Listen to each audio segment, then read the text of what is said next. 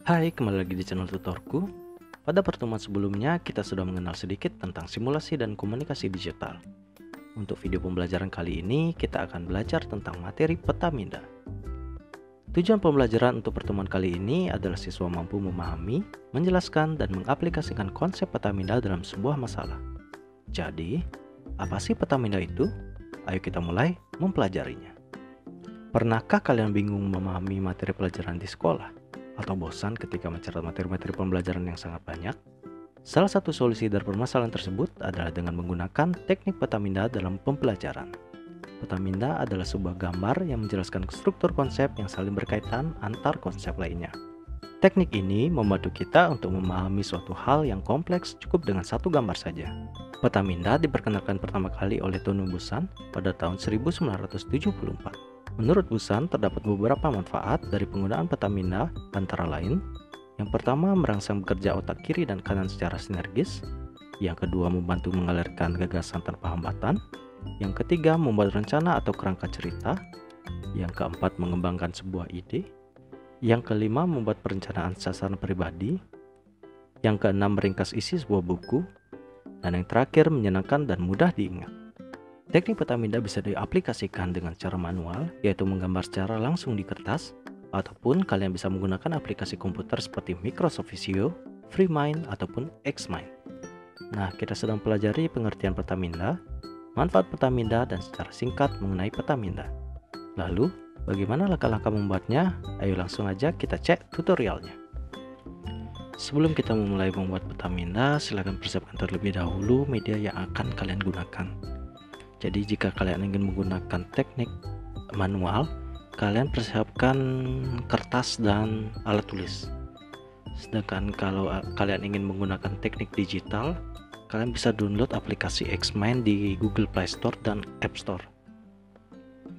Nah, pada tutorial ini kita akan menggunakan aplikasi Xmind sebagai tools membuat peta mindanya. Secara sederhana, pembuatan peta minda ini dibagi menjadi 3 tahap. Yang pertama adalah membuat subjek atau judul. Yang kedua adalah membuat cabang-cabang utama.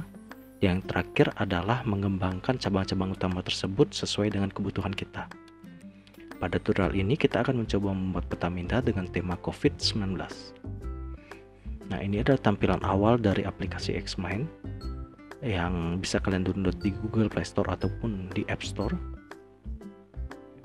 Untuk membuat lembar kerja baru, kalian tinggal klik tombol plus di bawah, lalu pilih Create a New Map.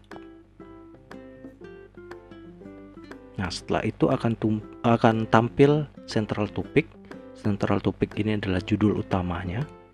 Jadi cara mengubahnya adalah tinggal klik di Central Topic lalu pilih Edit. Nah, sesuai dengan tema yang tadi saya jelaskan, tema untuk tutorial ini adalah COVID-19. Jadi kita tinggal ubah menjadi COVID-19. Nah, tahap pertama kita sudah lewati. Untuk tahap kedua, kita membuat cabang-cabang utama. Jadi caranya adalah tinggal mengklik dari COVID-19, lalu klik tombol plus di bawah. Untuk tutorial ini, kita akan membuat 3 cabang utama. Yang pertama adalah pengertian, yang kedua adalah gejala, yang ketiga adalah pencegahannya. Jadi kita membuat 3 cabang utama. Caranya adalah mengklik di judul utama, lalu kita klik plus di bawah sebanyak 3 kali. Selain itu kita juga bisa membuat cabang utama ini ke bagian kiri juga biar dia lebih simetris, dengan cara mendrag sebelah sini, lalu kita drag juga sebelah sini. Sama seperti tadi, untuk mengubah tulisan di cabang utama, kita tinggal klik lalu kita pilih edit.